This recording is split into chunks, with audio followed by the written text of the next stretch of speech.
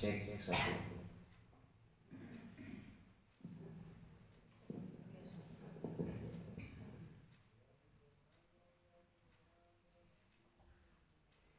Alhamdulillah wa syukru ala nikmatillah wa ashhadu an la ilaha illallah wahdahu la syarikalah wa ashhadu anna Muhammadan abduhu wa rasuluh alladzi la nabiyya ba'dah amma ba'du.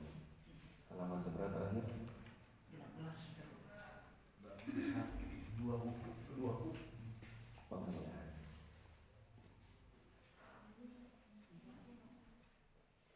Babul maski ala khuffain. Bab mengusap dua khuf.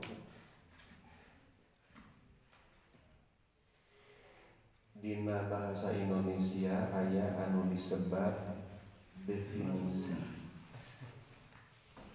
Dina bahasa Arab mah disebutna takrif. Kata Nabi disebat oge had. Had itu artinya batasan. Nah, kenapa takrif dina bahasa Arab disebut had atau definisi disebut had, batasan? Dina bahasa Sunda mah disebutna wangenan, watesan, wangenan itu sama saja. Kadang-kadang sok dihijikeun nyebatna wates wangan. Nah, definisi dina bahasa Sunda watesan, wangenan, dina bahasa Arab takrif atau had. Karena yang disebut definisi itu sifatnya mesti membatasi. Kalau tidak membatasi itu bukan definisi. Contoh yang mudah, apa kopiah itu? Bikin definisi tentang kopiah. Kopiah adalah tutup kepala, misalkan titik sampai di sana. Nah, itu bukan definisi. Karena kalau yang disebut kopiah adalah tutup kepala, belum membatasi, sehingga nanti setiap yang menutupi kepala bisa disebut kopiah. Topi, helm, cocotong gitu ya. Kalau definisinya seperti itu, makanya itu belum bisa dikatakan sebagai definisi. Mengetahui definisi atau menetapkan definisi ini akan menjadi benteng pembatas sehingga dalam pembahasan tidak ngawur kemana-mana. Dan tentu untuk menetapkan suatu hukum perlu ditetapkan dulu tentang definisi. Contoh, kumaha hukumna bobogohan? Pacaran bahasa Indonesia. Bagaimana hukumnya pacaran? Definisikan dulu apa yang dimaksud dengan pacaran itu. Karena ada yang mengatakan pacaran mah haram, tapi lamun ta'arufan boleh. Pernah diarabkeun gitu. Ari bunga mah haram, riba eta mah. Tapi ada mah ujroh, cenah ujroh bahasa teh ujroh gitu. Cuman dina talangan haji gitu ya, dana talangan. Itu teh ngabahasakeun teh ujroh. Karena saya juga pernah ditawari gitu ya. Pilih bade cenah Pak Ustaz. Sakantenan tawiskeun ka calon jemaah dana talangan supaya cepat dapat porsi gitu. Kan nanti prosedurnya kalau kita mau ingin berangkat haji kan mesti booking porsi yang sebenarnya itu. Nah, caranya bagaimana? Kita buka tabungan dulu di bank penerima setoran atau BPS yang ditunjuk oleh pemerintah, dan bank itu sistemnya syariah, bank syariah gitu istilahnya. Muka tabungan, kalau jumlah saldo di tabungan kita sudah mencapai 25 juta rupiah, nah nanti kita datang ke Kemenak dengan membawa beberapa persyaratan, fotokopi KTP, fotokopi KK, kemudian pas foto, surat keterangan sehat dari puskesmas, kemudian juga surat keterangan domisili dari kelurahan dan kecamatan. Baterai 10.000 emailnya baterai itu. Kita kena ribu gitu. Pinter ya, sering mulia gitu. Ini lagi arbosna juga pinter. Maka grup lari hiking itu babah-babah ya Pak. Sieun kene ku Sri Mulyani daripada ku corona mah. Oh ini masih ini ku Sri Mulyani nah. Daripada ku virus corona. Boleh senam materai kena perhubungan kena dua. Tuh. Jadi kan 12.000 Pak. Pinter gitu. Nah nanti kita mengisi SPPH. Nah, surat itu, isian itu, dan uang kita yang 25 juta rupiah akan di store ke Kemenag Pusat. Nanti ada jawaban dan di sana ada nomor porsi. Sejak saat itulah kita punya nomor porsi, dan sejak saat itulah kita dihitung berapa tahun lagi akan berangkat. Harus tinggal kita nabung. Nah nanti ada orang yang misalkan punya nomor porsi, nanti oleh pihak bank juga dikasih tahu pemilihnya 2027. Oh senang ke kirang langkung lah bapak mah angkat nate 2030 genep 15 tahun 2030 genep. Wah itu kaburu mau Jepang kayaknya tawa kamawat aduh. Tawa kamawat sih. Nah kalau ada orang yang hanya sanggup nabung, contoh lah, sanggup nabung nate sasasi 1 juta gitu, hanya punya kesanggupan nabung sasasi 1 juta. Eta teh kenging ngirangan tuang tina 3 kali dengan 2 kali gitu. Jajan bakso biasanya seminggu 4 kali, ayeuna mah sekali kirangan. Berarti dia baru bisa mengumpulkan uang 25 juta teh setelah 25 bulan, 2 tahun berarti. Berarti kan semakin mundur. Setelah punya porsi ngantos 15 tahun, nah ini sejak nabung sampai cumpon 25 juta kena ngantos oke 2 tahun sasasi. Tampillah pihak bank seperti pembela, seperti sekoe senang supados enggal gaduh porsi dana talangan. Tapi kita mesti punya tabungan awal. Nah, teh kirang langkung 24 juta dana talangan teh. Saya hitung-hitung gitu. Nah, semakin lama bayar, semakin senang mereka. Nah, kenapa? Karena bunganya semakin besar. Jadi di etang-etang teh upami dina jangka waktos 3 tahun, kurang nanti 24 juta, tapi setelah dihitung itu mesti 32 juta bayar nanti. Nah, saya tanya Kang yang teh hari ieu saya terima 24, tapi setelah dihitung saya mesti bayar 30 juta. Eta mah ujroh cenah ujroh. Eta mah ujroh. Sanes bunganya sanes cenah ujroh eta. Nah, cing teh ari kelebihan dari uang pokok pinjaman saat pembayaran eta namina naon? Pan bunga ya. Nyaduka dasana eta dari non namina teh Badan Syariah BSN, Badan Syariah Nasional. Eta mah ujroh sana. Ai ujroh teh kan upah buruh. Upah pekerja. Ya kan itu pada melebang. Yang berkewajiban menggaji itu ya orang bank. Kenapa dibebankan kita kepada nasabah? Tungtung natanya sawi sunatan atau mual mah abdi mah bade takli itu ka BSN Badan Syariah Nasional gitu. Jadi bunga haram nah diarahkeun janten henteu. Nah makanya perlu pendefinisian dulu. Jadi bukan aya dana talangan haram, teu dana talangan mah teu haram. Nu haram mah sistem ribawi mah. Misalkan gitunya, jadi jamaah yang hoyong booking porsi tapi can ngado harus 25 juta. Namun ka Pak Obay 20 juta, 54 sebenarnya 25 bulanan.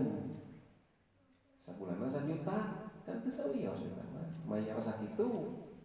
Namun oge sakitu. Pan teu sawios sakitu mah. Insyaallah mangga sok.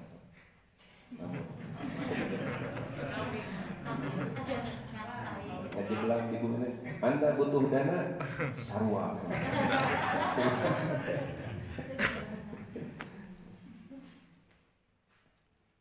Nah jadi apa pacaran itu? Definisikan heula. Pacaran adalah masa perkenalan sebelum berlanjut ke jenjang pernikahan. Sok negatifnya paling mana bedanya? Nah dari definisi itu baru tetapkan hukumnya. Entong jawab haram pacaran mah, definisikan heula. Nyepon eta sanaya anu duaan petung-tung-tung, eta mah bukan urusan. Itu masalah di luar. Tetapkan dulu definisi. Ai ta'arufan kumaha? Ya sami we jajan baso duaan, nonton bahasanya. Definisikan dulu.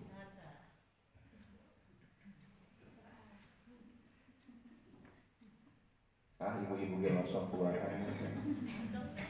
Yang tukang beca ke pasar. Ya. Tuh. Ya, tuh. Ini duit lebih gunaan. Kata saduan kalau dibantu. Nah, babul masih alal khuffain. Bab mengusap atas 2 khuf. Di kita khuf itu suka diartikan sepatu. Padahal teu keuna. Da khuf masana sepatu. Walaupun bisa juga diartikan sepatu, tapi bukan hanya sepatu. Definisinya yang disebut khuf adalah alas kaki yang menutupi 2 mata kaki. Biasa sepatu, biasa kaos kaki. Apa sendal biasa disebut khuf. Nah sendal mah teu nutupan memuncangan. Nah nanti ada lagi alas kaki tapi tidak menutupi 2 mata kaki disebut na'lun. Mun 2 na'lain. Misalnya ya. Di urang sok ditarjamah sendal. Pas menerjemahkan na'lun dengan sendal teu pas.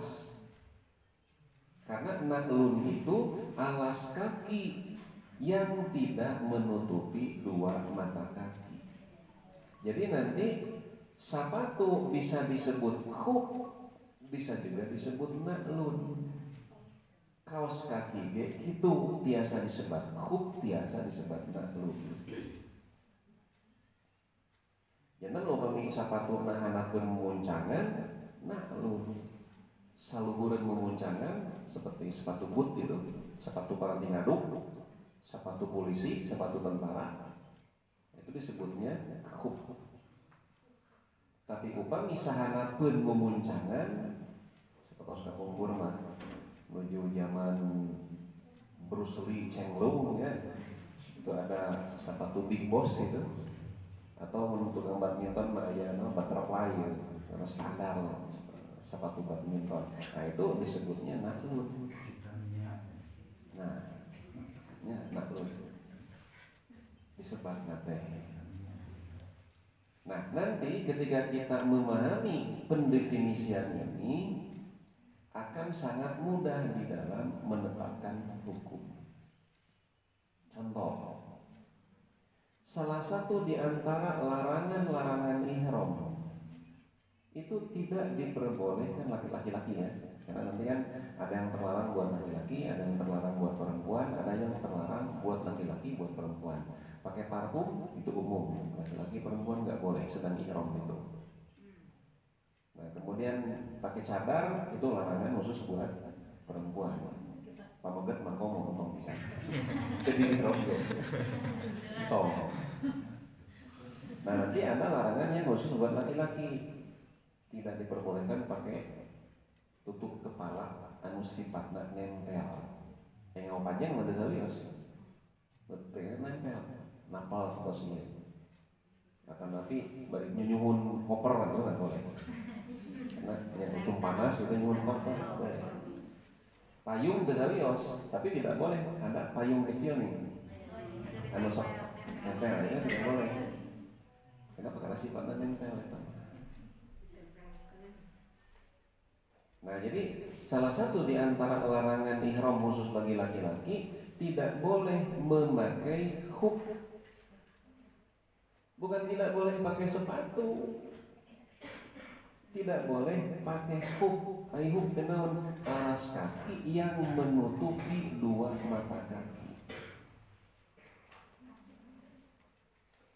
Nah karena saya pernah juga ditegur gitu di Jeddah pas turun.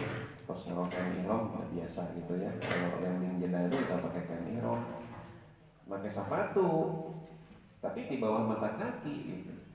Ke ayam memetor, mamnu senata haram, kemudian senata.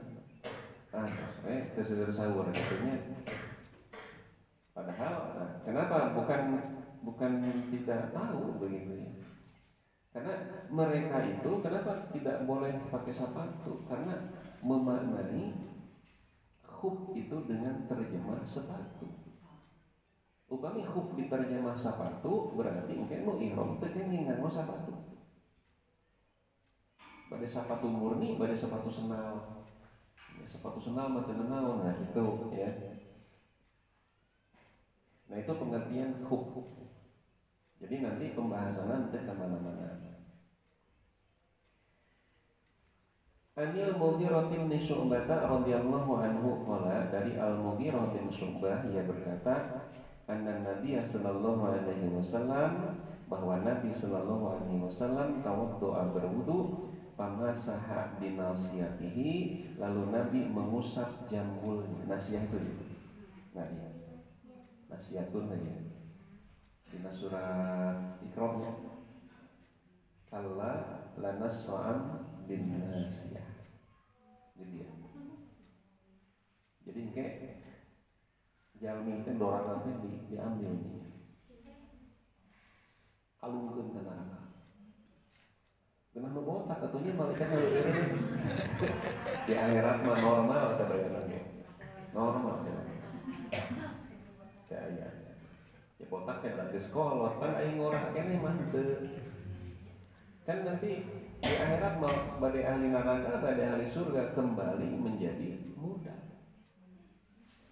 Mulai aki-aki.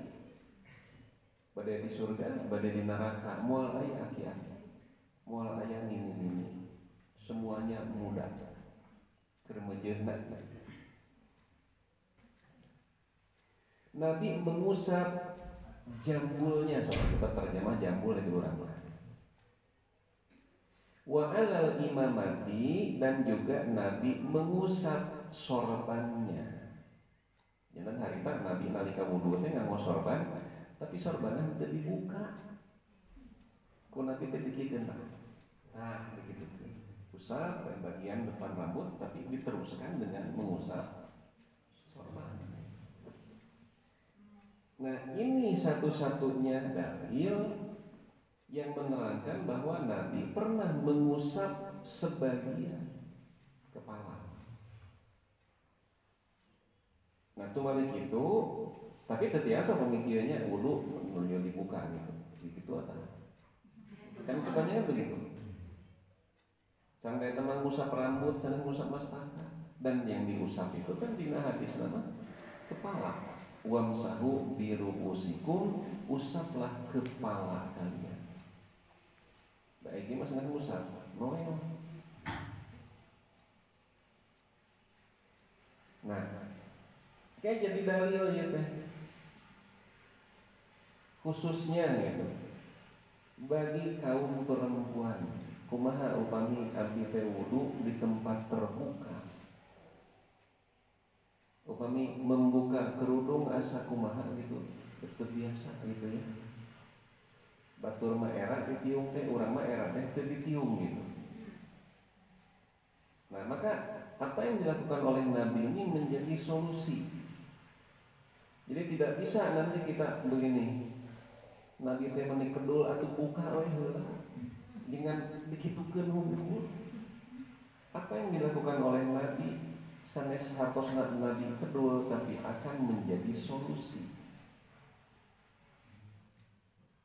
Contohnya Nabi kantos salat bari ngimaman salat asar bari ngais incu namina Umamah putri dari Zainab. Zainab anak Nabi. Jadi Nabi itu punya istri Zainab, namanya punya anak perempuan juga Zainab namanya. Nah, Zainab punya anak namanya Umamah, anak perempuan. Ku Nabi itu di ais bari nuju ngimaman sholat asar. Tapi gayanya sanes ieu. Di punggung di pundak. Ngimaman Nabi teh bade ruku ecankeun heula. Ruku terus sujud cengkat ais deui. Urang mah atuh titipkeun we heula. Nah teu aya anu tiasa ditihapean harita. Meni iseng Nabi henteu iseng. Justru apa yang dilakukan oleh Nabi ini akan menjadi solusi dan menjadi ketetapan hukum. Ketika ada pertanyaan, bolehkah ketika kita sedang sholat melakukan gerakan di luar sholat lebih dari 3 kali? Hadis ini menjadi jawaban, boleh. Daka punggur 3 kali maksimal. Ripuh nu kali gatar mah. Jika garolan ya tekan kieu. Tekan. Mun atuh atul deui 2 kali, atul deui 3 kali, tahan 3 kali. Nah, padahal di hadis ieu Nabi ngimaman sholat asarnya kurang etang. Nabi kan kais. Itu belum dihitung lah. Ketika mau ruku, ecakeun heula hiji tah. Cengkatina sujud, ais deui 2 gerakan di luar sholat yang dilakukan oleh Nabi. Jadi sarakaat 2 kali. Rakaat kedua bade ruku ecankeun, cengkatina tahiyat ais 4. Rakaat katilu 2 kali gerakan genep. Rakaat kaopat 1 gerakan 7. Artinya apa yang dilakukan oleh Nabi menjadi dalil bahwa ketika kita sedang sholat boleh melakukan gerakan di luar sholat walaupun lebih dari 3 kali bila dipandang perlu.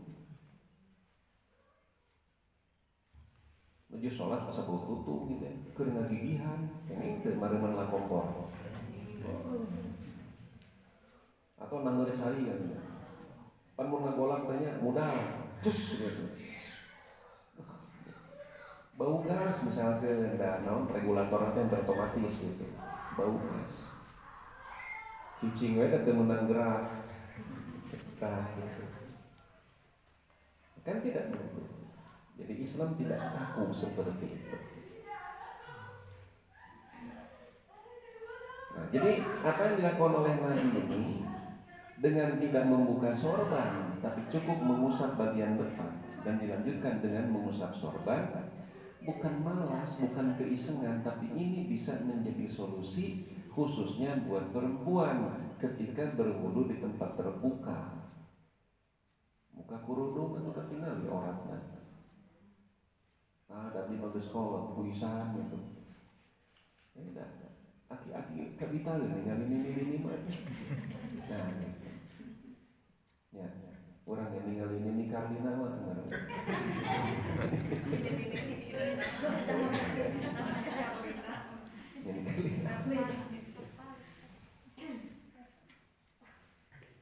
Nah, jadi cukup saja diusap. Atau wudunya di tempat tertutup, tapi kerudungna sesah bongkar pasangna. Nu dikuasnya nih. Jarum pentul 15 itu kerudungna. Kudunya kelokan makanya di luar kota juga. Jadi bukan masalah, kan Nabi oke kan, mas pakar Nabi itu hanya seorang kan, nggak aja itu dibuka. Artinya nanti ini berbagai permasalahan kaitan dengan kerudung terjawab oleh hadis ini. Bisa saja karena tempatnya terbuka, risih dilihat orang. Bisa saja tempatnya tertutup, tetapi waktu tidak cukup untuk bongkar pasang. Wa alal khuffaini, dan Nabi mengusap pula dua khufnya, alas kaki yang menutupi dua mata kaki. An Urwah bin Al-Mughirah an abihi, dari Urwah bin Al-Mughirah dari bapaknya, dari Al-Mughirah bin Syu'bah radhiyallahu anhu qala, yang berkata, kuntu ma'an Nabi sallallahu alaihi wasallam fi safarin, aku sedang mendampingi Nabi pada perjalanannya.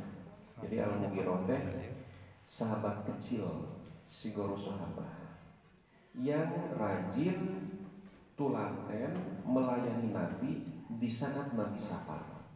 Pamili Madinah mah aya Ibnu Abbas anu rajin, ada Anas bin Malik yang lebih cai kanggo wudu Nabi itu. Nah, kalau di luar Madinah ketika sedang safar itu Al-Mughirah bin Syu'bah. Jadi aku mendampingi Nabi dalam perjalanannya. Nah, Nabi itu kalau setelah buang air besar, buang air kecil, biasa langsung wudu. Yang disebut dengan tajdidul wudu, membarukan wudu walaupun waktu sholat masih lama. Fa'ahwa itu li'anzi'at khuffaihi, lalu aku membungkukkan badan untuk membukakan khufnya, alas kakinya itu. Batas biasa, hidung gitu. Maka Nabi bersabda, dakhuma, biarkanlah dua alas kaki itu. Fa inni adkhaltuhuma, karena aku memasukkan keduanya, tohirota ini dalam keadaan suci. Pamasaha alaihima, lalu Nabi mengusap atas keduanya. Jadi ayat kata ganti domir huma, ayat tilu.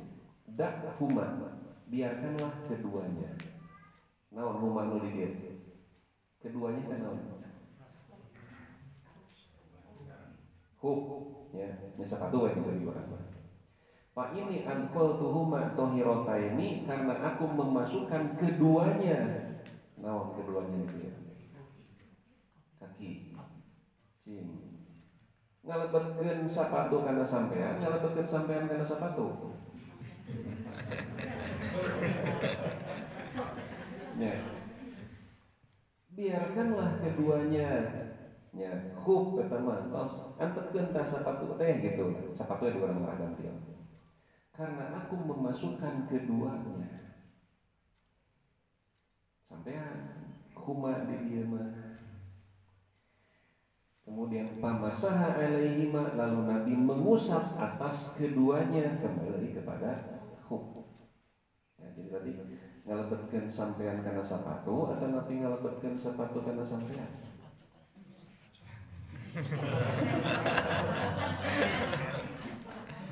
Kumaha cara ngalebetkeun sapatu kana sampean?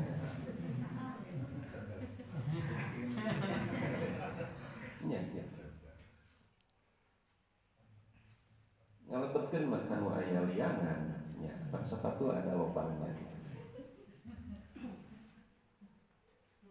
Tah, ieu jangan syarat ke kahijinya yang boleh diusap itu pada saat berwudu tidak perlu dibuka satu khuf.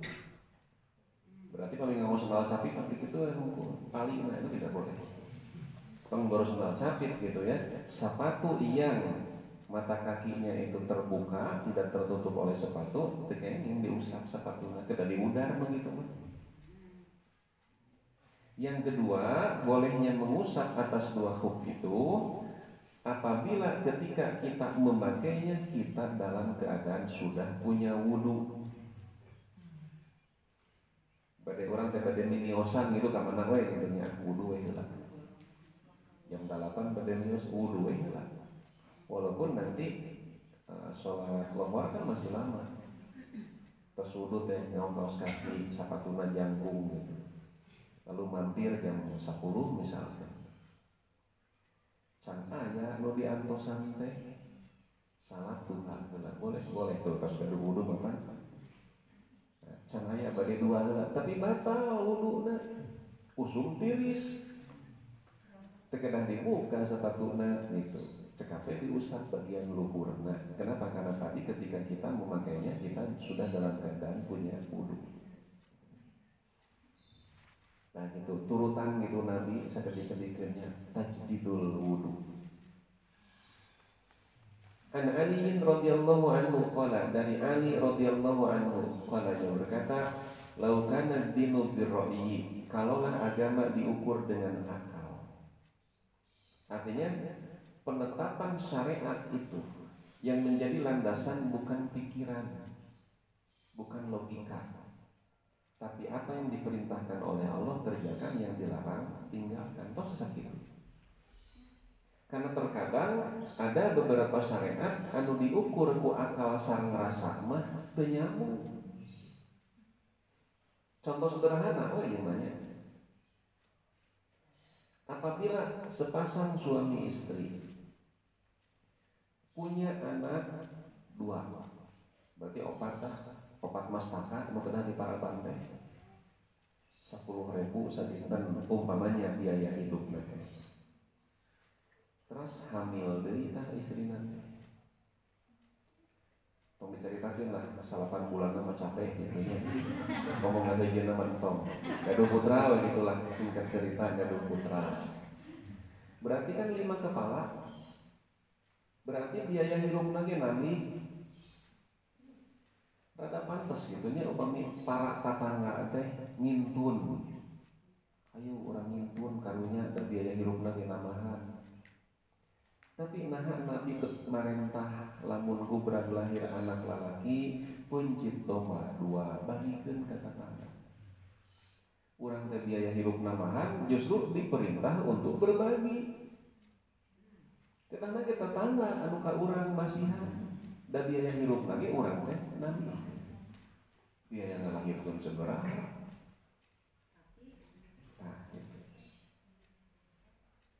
Nah, kemudian dalam kasus yang berbeda, anggota keluarga nu jumlahna 5 kepala teh ngantunkeun hiji maot itu hiji. Kan biaya hidup lagi ngurangan. Karena mah urang teh tuang bala kecelakaan di bumi eta atuh. Da ngurangan biaya hidup lagi. Tapi ketika ada yang meninggal dunia di zaman Nabi, Nabi memerintah kepada para tetangga, bikin makanan oleh kalian, berikan kepada keluarga Ja'far, karena keluarga Ja'far sedang ditimpa musibah. Anu ku musibah eta mah tong borok kapikir masak. Tadi itu numutkeun logika mah. Makanya ibadah itu tidak bisa diukur oleh akal. Inti daripada ibadah adalah taat kepada contoh Nabi.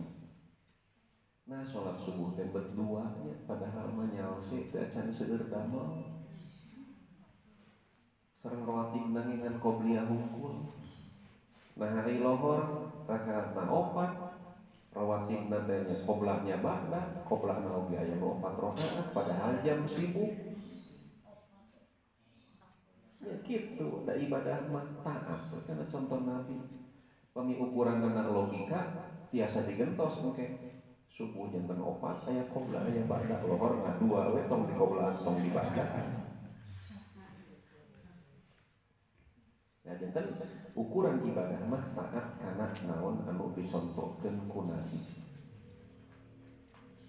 Umar wae gitu nya nalika anjeunna ibadah haji bade ngecup Hajar Aswad kan nyarios.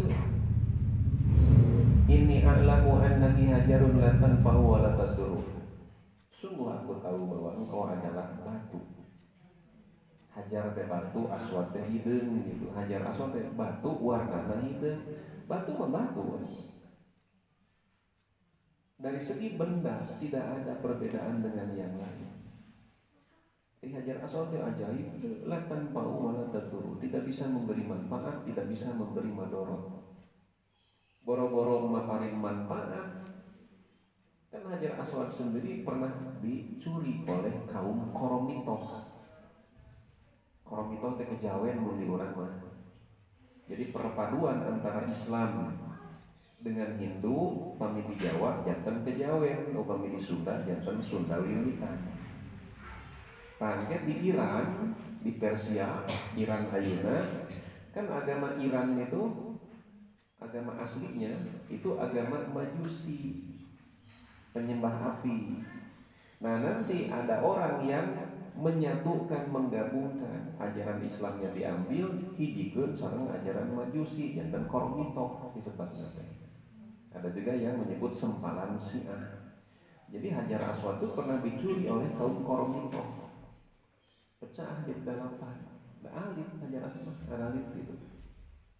Nah, adapun buleut itu mah premnya saja dari emas putih.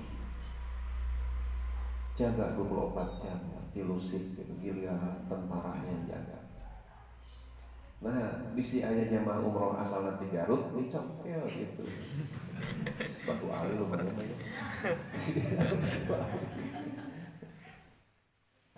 Batu membatu we di mana-mana oke. Nah, kenapa dikecup? Maka kata Umar, kalau aku tidak melihat Nabi mengecupmu, aku tidak akan mengecupmu.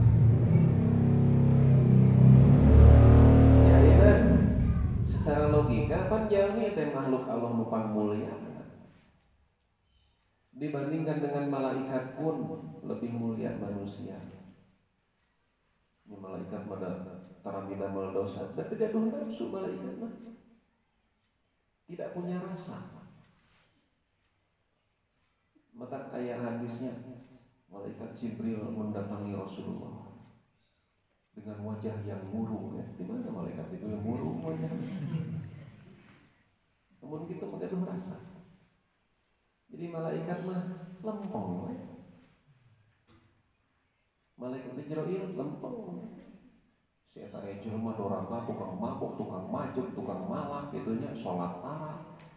Mun geus edan keceleungan ngeganggu masyarakat. Lempeng ya malaikat Jibril mah. Ai can waktu lama antep teh.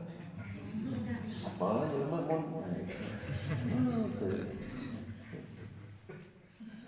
kayak kuhul gitu malah kejodohnya uang ngaliwat ya. Rek nyebut tatanganna enggak sih gitu lawan semua. Ketika ada orang yang soleh bermanfaat buat masyarakat dicarekeun gitu nya. Ketika Allah memerintahkan cabut nyawa, cabut teh. Tawak atuh ya Allah sia eta mah. Cabut. Rokib Atid itu nyatetkeun amal, nyatetkeun. Jalmi teh salat teh gitunya. Ya salat mah salat teh gitu tumaninangan, surat teh anggar we eta kene gitu terobah-robah. Unggal salat eta bacaana. Kulhu itu apa? Kahiji kulhu, kedua al-ikhlas eta macam. Malaikat mah nyatet teh gitu. Tos rakaat kahiji kulhu, kedua al-ikhlas. Teu make catatan kaki dalam kurung. Kedua. Nyatet teh kulhu, al-ikhlas gitu malaikat.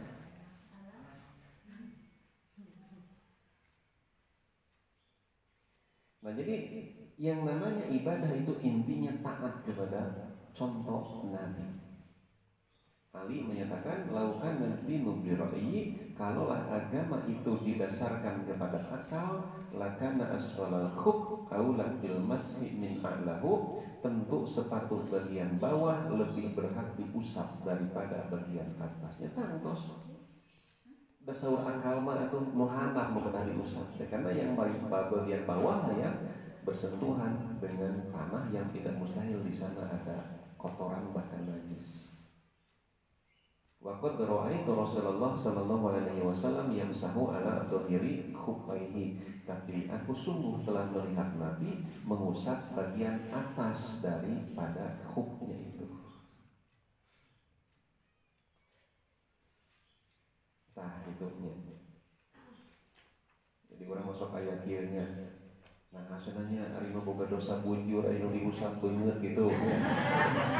Anu hidup bujur, anu diusap rai gitu. Cek ajengan teh, pan maneh ge lamun rieuh pan disuntik bujur aing sirah. Gitu. Jawaban ajengan teh gitu. Pan di jalan mah eta nu kana motor teh ero helm. Kunaon pian eta? Atuh sirah, Pak. Nah, kagak roh helm cenah. Pan bapak ge mun adel bujur antara di muka calana.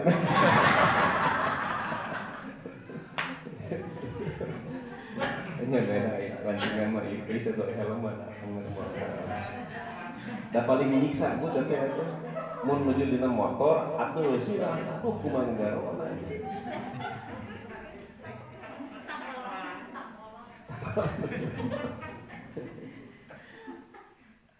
An Zaid bin Salati qala, dari Zaid bin Salat dia berkata, sami'tu Umar radhiyallahu anhu yaqulu, aku mendengar Umar berkata, idza tawaddu ahadukum, apabila seseorang dari kalian berwudu, wala bisa khuffaihi, dan dia memakai dua khufnya itu, fal yamsah alaihima, hendaklah dia mengusap. Artinya tidak usah dibuka, boleh diusap saja.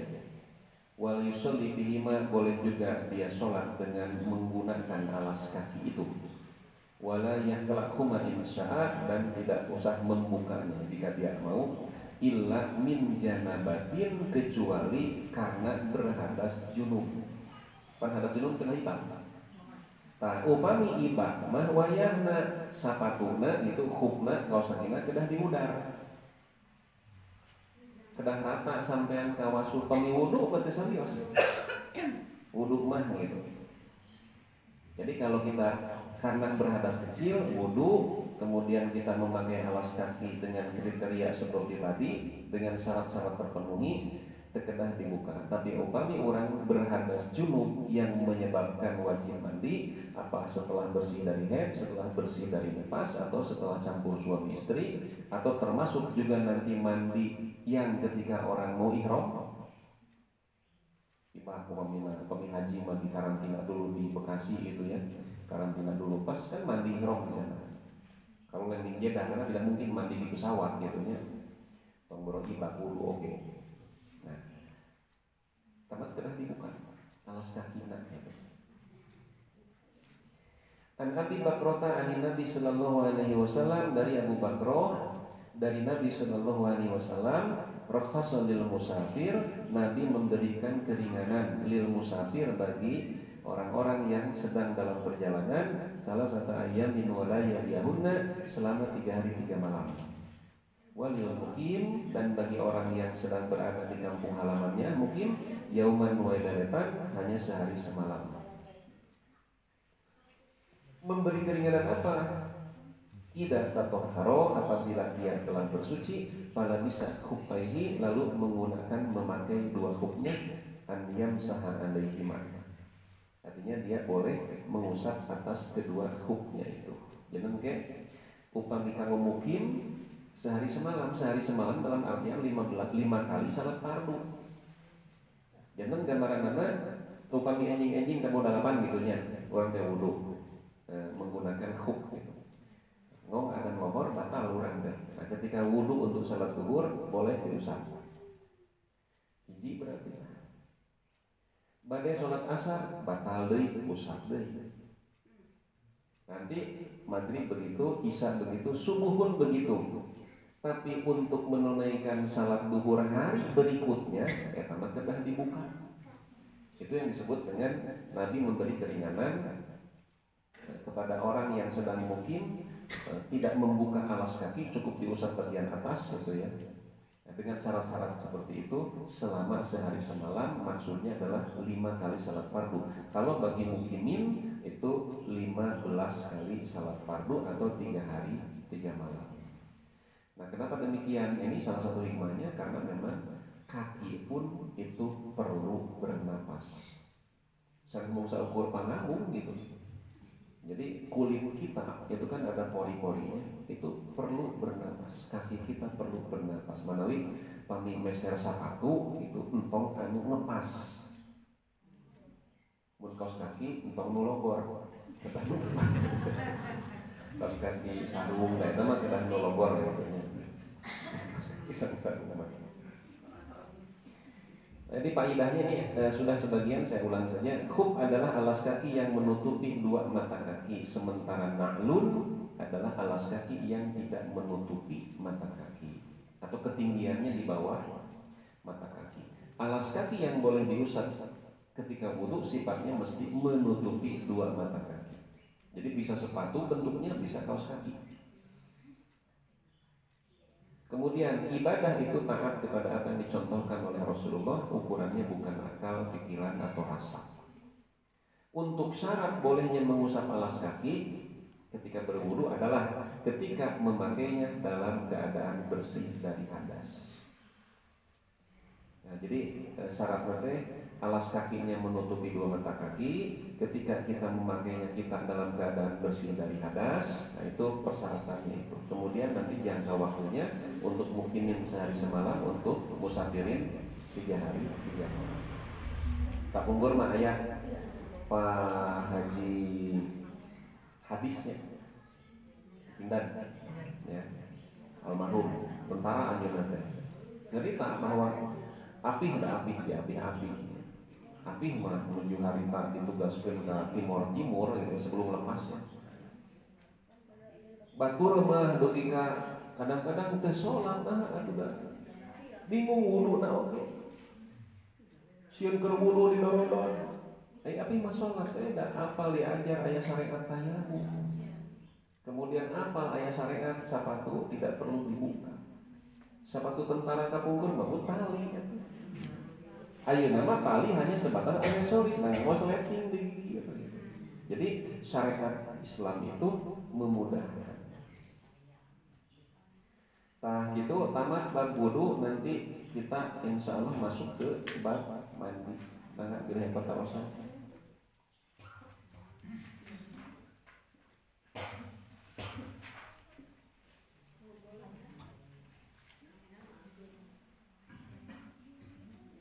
Sekarang segitu, nah, mangga dari pada yang mau wadah. Ya. Tong sedih saksanaos versi 2.0 nya. Lain cenah anas tarawih rusuh. Deui ka pesen ka imam ge tong panyanting suratna. Demikian wassalamualaikum warahmatullahi wabarakatuh.